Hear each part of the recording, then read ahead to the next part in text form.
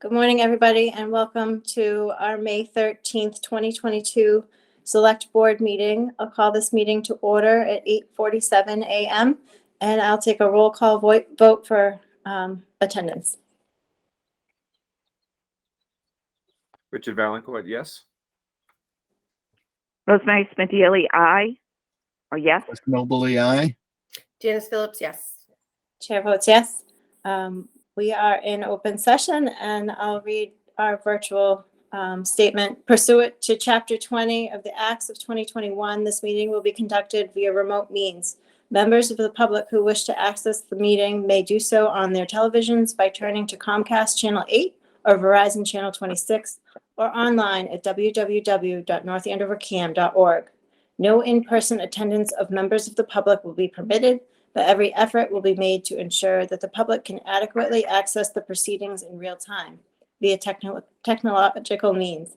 In the event that we are unable to do so for reasons of economic hardship or despite best efforts, we will post on the website an audio or video recording, transcript, or other comprehensive record of proceedings as soon as possible after the meeting. All right, so we will go to new business first, and we are going to vote to sign the final development agreement with Trinity. We do have Town Council Susan Egan here with us to go over any of the changes. She did send you all a memo going through what the changes were, which are not very many.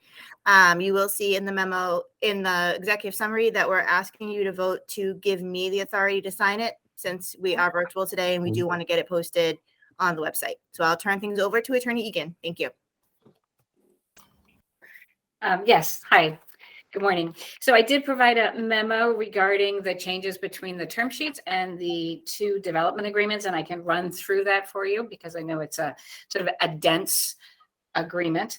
So with regard to the Trinity and North Andover development agreement, the first couple of paragraphs, there are 13 paragraphs there, and they're recitals, and they just lay out the framework and the context within which this agreement is going to be operated.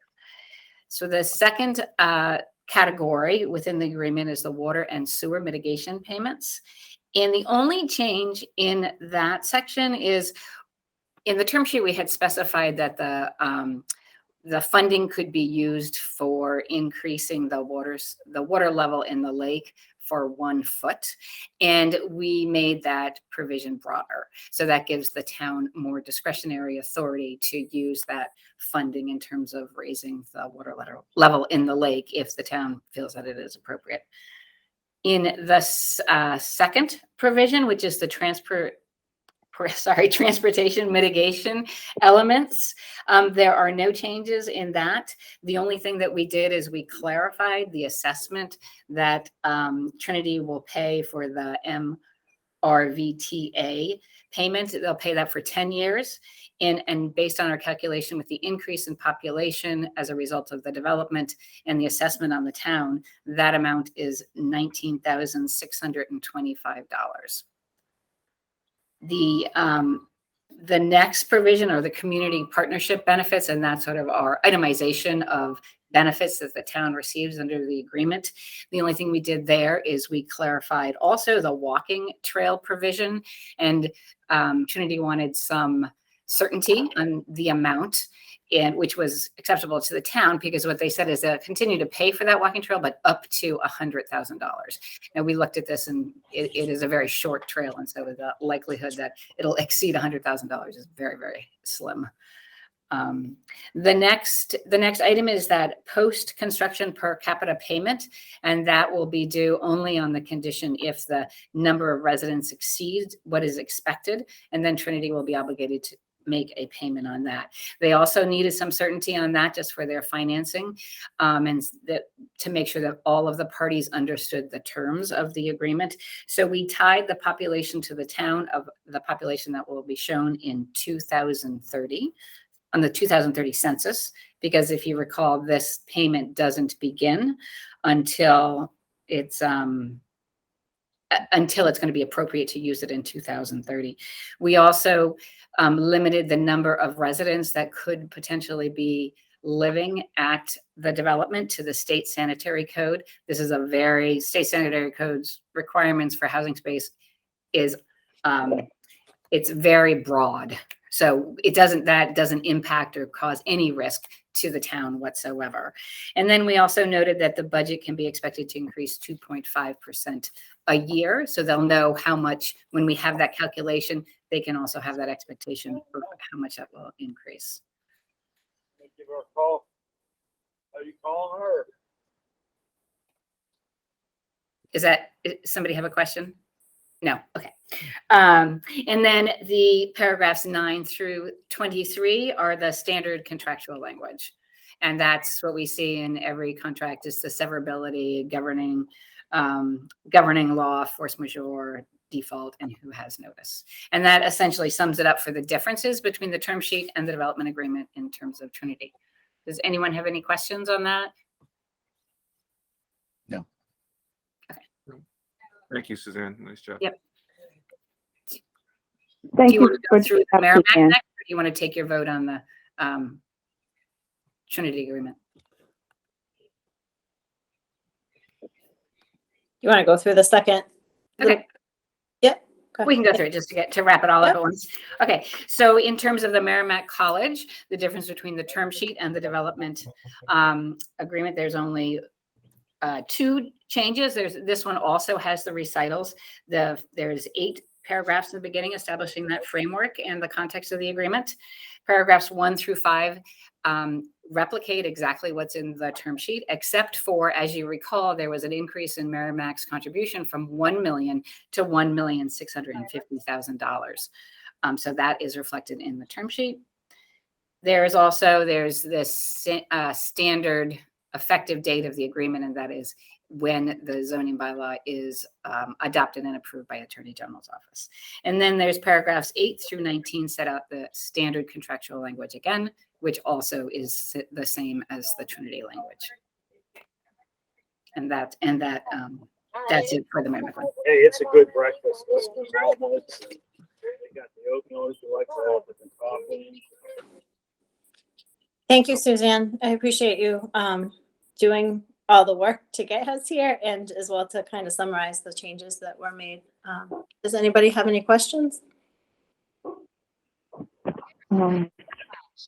So on the Merrimack College community benefit, I did speak to this, that we know that the $650,000 is based upon the loss of tax revenue of the buildings that Merrimack College purchased from Attorney McGarry.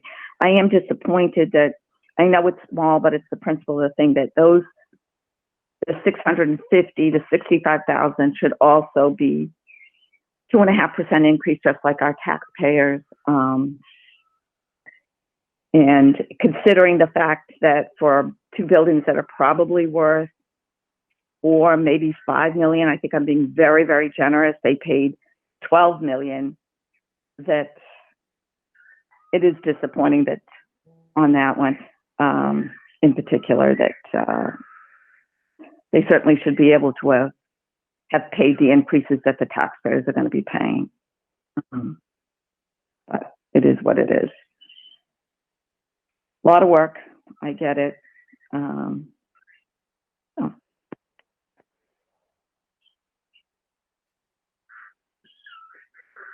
Anyone else? Then I will entertain a motion.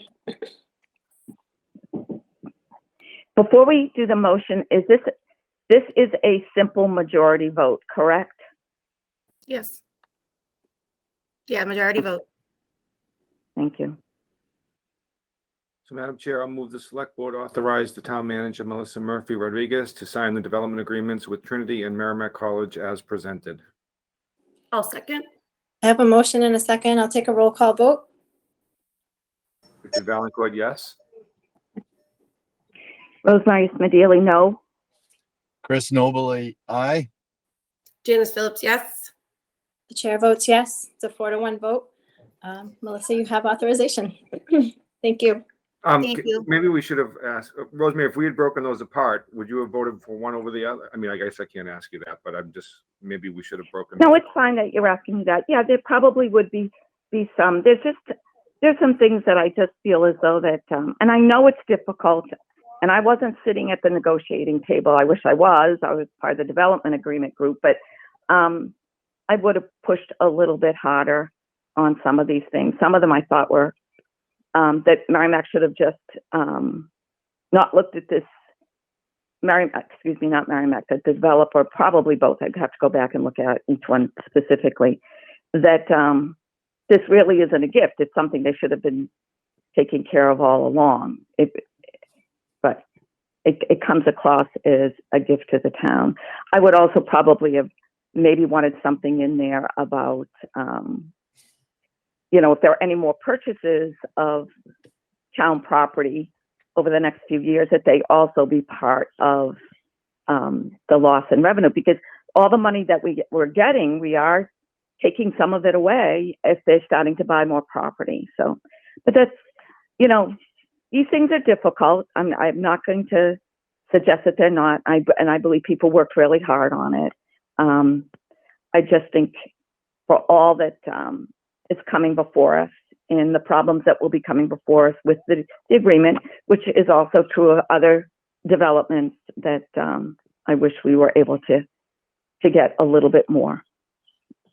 Well, I mean, truthfully, they have a right to purchase the property, which they did, and once they purchase the property, they don't have to pay us anything, right? So I absolutely agree with that. It's a nice thing that it's good that they're doing it, and I'm glad we were able to get the agreement, but they didn't have to.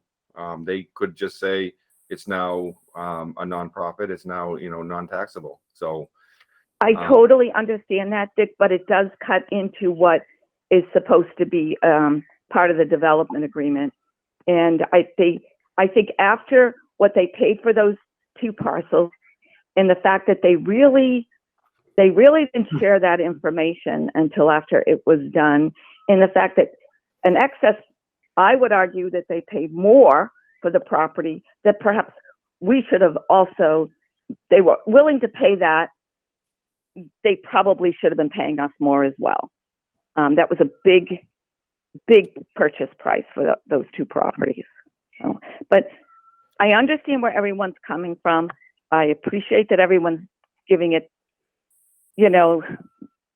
their best guidance, their best thought, and believe that this is good for the town. I'm just on the other side of this project, and it's not easy. It's not easy being the one on the other side, but it's not easy being on your side sometimes. There's a lot of concern about this project. So I'm not, and it's I've said before, and I will say again, that I firmly believe our relationship with Merrimack needs to change and be worked on, but that is over and above and outside this, like what is happening with this particular project. I think it's something that we should tackle moving forward. There's a lot of room for growth. And it's important. And I think we all agree on that. Not that I'm speaking for anybody else. So I think moving forward, it's in everybody's sights that we need to work with them. And there are a lot of ideas on how to do that.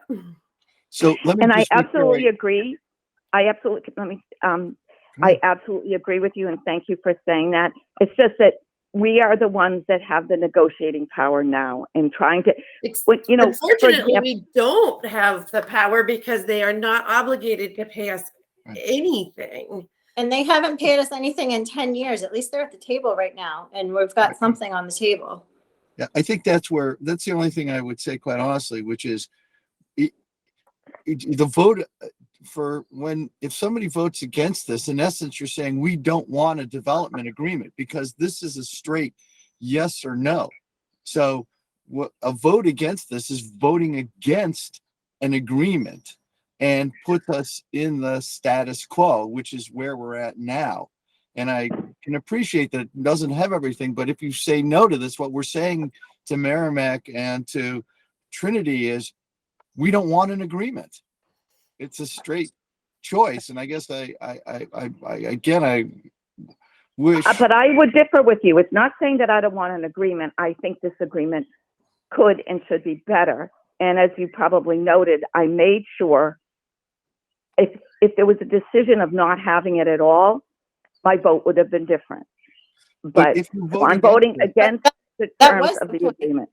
But this There is the vote, because you could vote, there's a possibility the zoning could pass and the agreement won't pass. You could have the project and not have the agreement. Right. And that's, But I counted the votes, Chris. you counted the votes. I'm sorry. I did ask before we voted that, is this just a simple majority? Even that's what I'm I'm saying. voting against the terms of the agreement. That's how I want to be portrayed on record. I feel as though the agreement, even though people worked hard, could be better for all that we're giving up. I also don't want it to be missed that this wasn't something that just came up in a day. Our town manager and our deputy and Laura, everybody worked really hard on this for a long time to get here. It didn't just come out of the blue. So I want to make sure that people understand that that a lot of effort went into it, and there was a lot of back and forth. And no, is it perfect? No, of course everybody wants more, but as you know, at the negotiating table, you come to a final agreement between two parties, and hopefully, something that both can benefit from. And the additional funding, or the additional 650 was discussed weeks ago in public meeting. Everybody, I have to hop off to go to a meeting. Dee and Suzanne are going to be here to help you. It's okay for us not to agree. Yeah, This of course. You know that. Absolutely. All Thank you right, for that. great. So I'm gonna hop off, but Dee and Suzanne will help you get through your next item, and I will see everybody Tuesday, May 17th, 6:30, where we're gonna continue this exciting debate. So thank you. Okay. See Thank you. you, Melissa. Thanks, Melissa. Thank you, Melissa. All right. Shall we move on to new business item B, so we can vote on the collective bargaining agreement between us and the police lieutenants? Good morning. So I will be presenting that in Madam Town Manager's absence. D. Casey, Deputy Town Manager. We have reached agreement with our superior officers, our lieutenants association, and the terms of this agreement are the same as they are for patrol and sergeants. There will be two memorandums of agreement that will be signed. One will be what we call version A, and that is for a successful town meeting vote to remove us from civil service. And version B will be if the town meeting does not approve removing the unit from civil service. So some of the highlights of the agreement are the lieutenants will receive Juneteenth as an additional holiday consistent with the other agreements. They will now receive the same detail rate as the other two units. Two items that they did not have in their contract, but are in the other two contracts. So for equity, they are going to receive the attendance incentive, which is an incentive for not using sick leave, and also what is called terminal leave, but that is the selling back of sick leave at retirement or in the unfortunate episode of a lieutenant's death. The COLA is the same as our consistent pattern, 1.5 for 22, 1.5 for 23, and 2% for 24.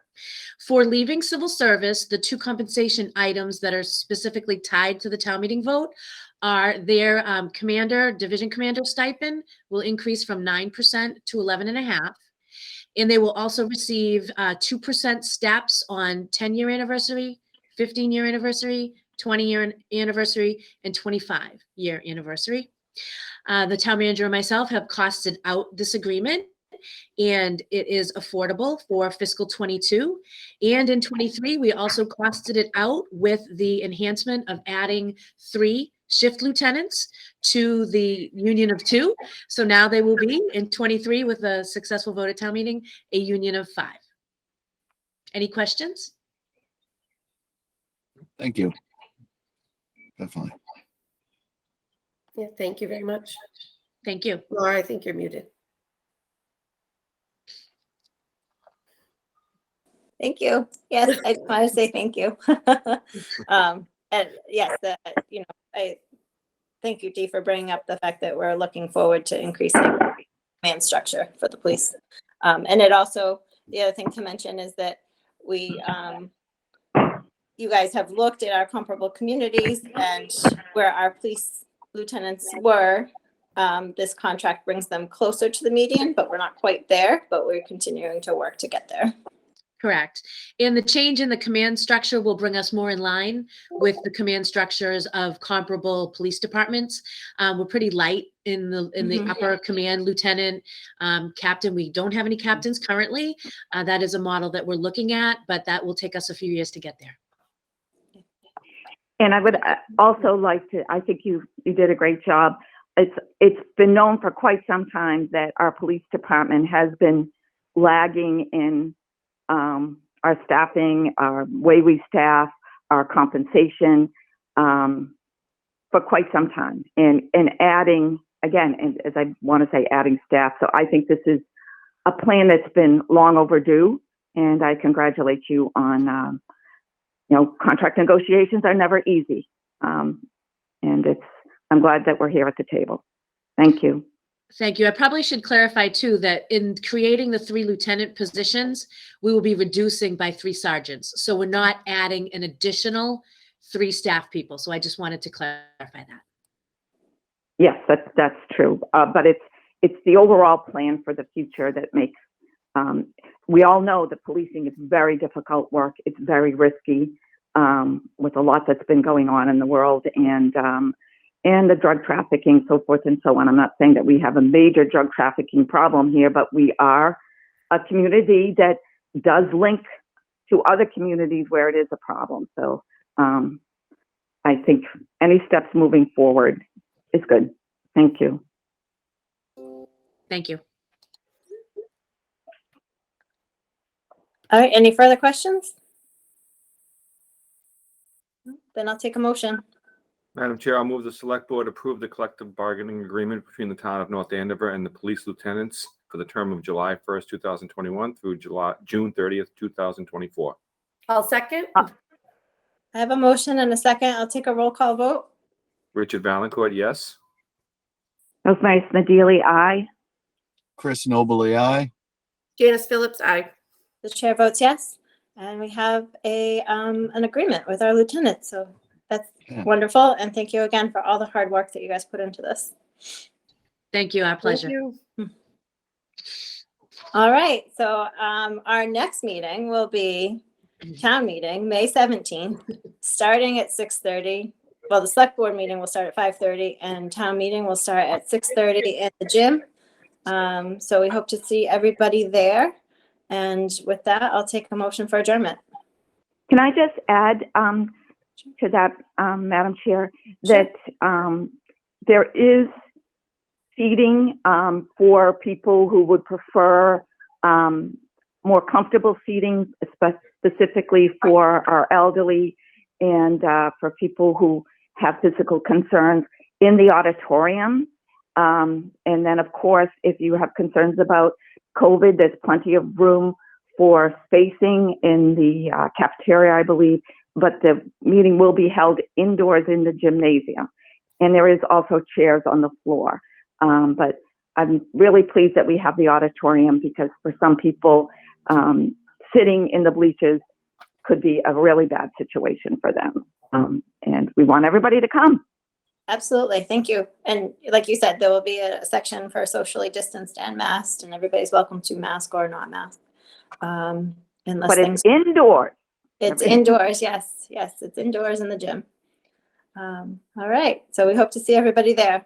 May 17th, 6:30. I will take a motion for adjournment. I make a Motion to adjourn? Second. I have a motion and a second. I'll take a roll call. Richard Valencourt, yes. Rosemary Smedili, aye. Chris Nobley, aye. Janice Phillips, aye. Chair votes yes, and we are adjourned. Thank you, everybody.